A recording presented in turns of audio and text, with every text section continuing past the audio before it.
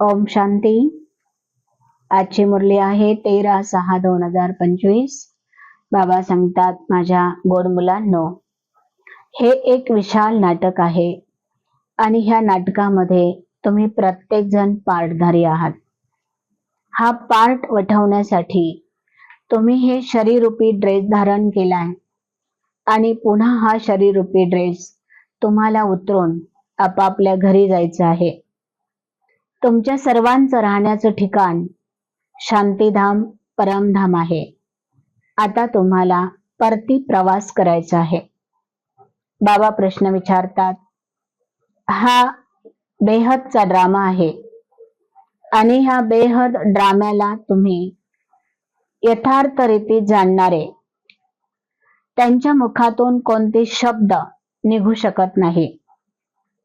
बाबा सांगतात, जे ड्राम्याला ओळखतात, जाणतात आणि समजतात, त्यांच्या मुखातून हे शब्द कधी बाहेर पडणार नाही. हे असं होतं का? हे तसंच होतं का? बाबा सांगतात, ते प्रत्येक गोष्टीवर राजी राहतात आणि जो राजी राहतो तो कधीही कुणाचा काजी बनत नाही. बाबा सांगतात, ड्राम्याचा प्रत्येक खेळ हा हुबेहूब 5000 वर्षांनी रिपीट होतो आणि हा फिक्स आहे. जो मिसाल तो चालत राहतो, त्याला थांबवता येत नाही, त्याला कट करता येत नाही. म्हणून बाबा सांगतात की प्रत्येक गोष्ट ही ड्राम्यामध्ये नोंद आहे. म्हणून तुम्हाला कोणत्याही गोष्टीची काळजी करायची नाही. जे होत आहे ते कल्याणकारी आहे. जे पुढे होणार आहे ते अजून कल्याणकारी आहे आणि जे घडून गेलेलं आहे ते कल्याणकारीच होतं. याच्यावर तुम्ही पूर्णपणे विश्वास ठेवा. ज्याचा ड्राम्यावर निश्चय आहे त्याच्या मनामध्ये कधीही प्रश्न उद्भवू शकत नाही.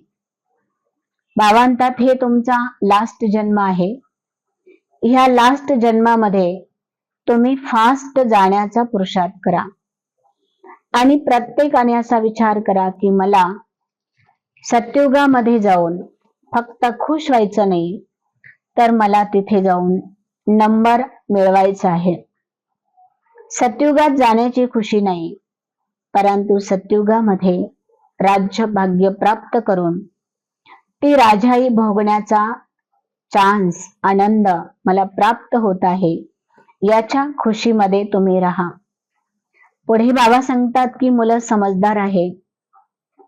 तुमच्या डोक्यावरच मौत उभी आहे, परंतु तुम्ही मौत म्हणजे मृत्यू, त्याला कधी घाबरू नका. कारण मौत येणं म्हणजे एक ड्रेस आणि ऍड्रेस बदलणं आहे.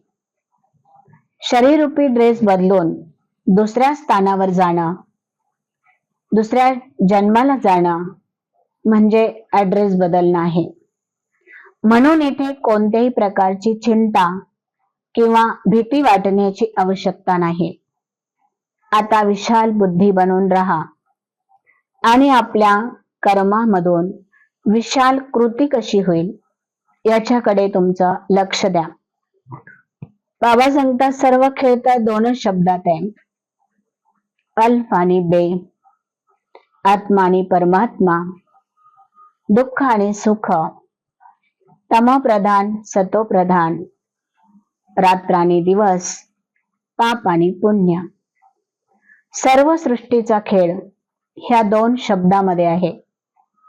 म्हणून हे दोन शब्द नेहमी पाठ करा, अल्फ आणि बे.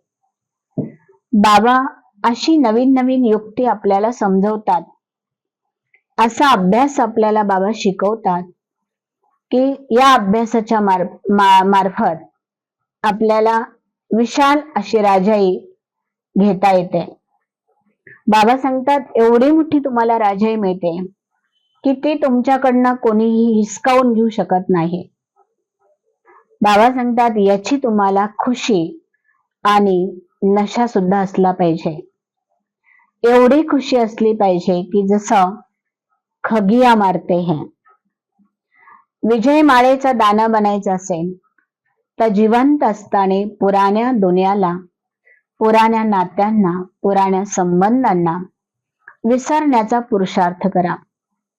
बाबांची आठवण अशी करा की ज्या आठवणीमध्ये आपल्या आत्म्याचे कित्येक जन्माचे विकर्म विनाश होतील. बाबांच्या आठवणीला दुसरा शब्द आहे अग्नी.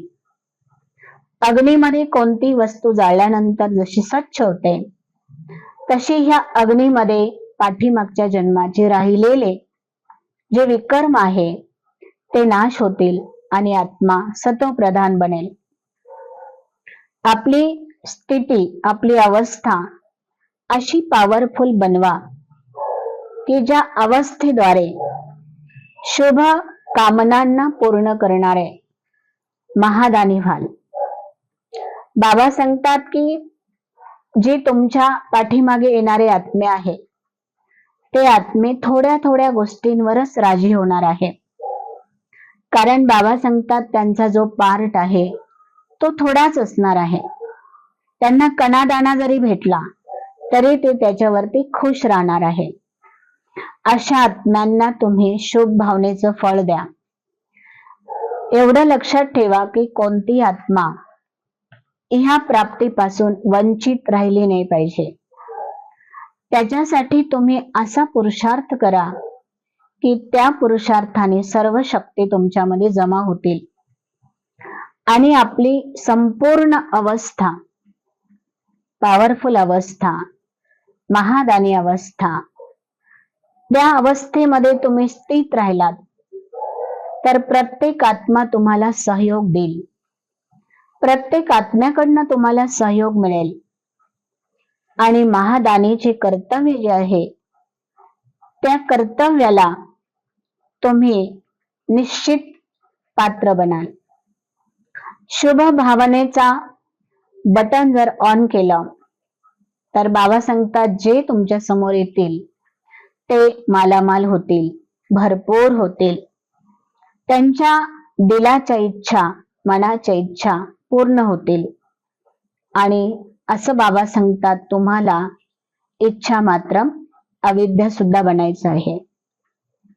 आता तुम्ही ह्या संगमयुगावर ब्राह्मण बनलात, ईश्वरी प्राप्तीची अनुभूती केली, तर तुम्ही ईश्वरी मर्यादांवर चालत राहा, तरच तुम्ही मर्यादा पुरुषोत्तम बनू शकता.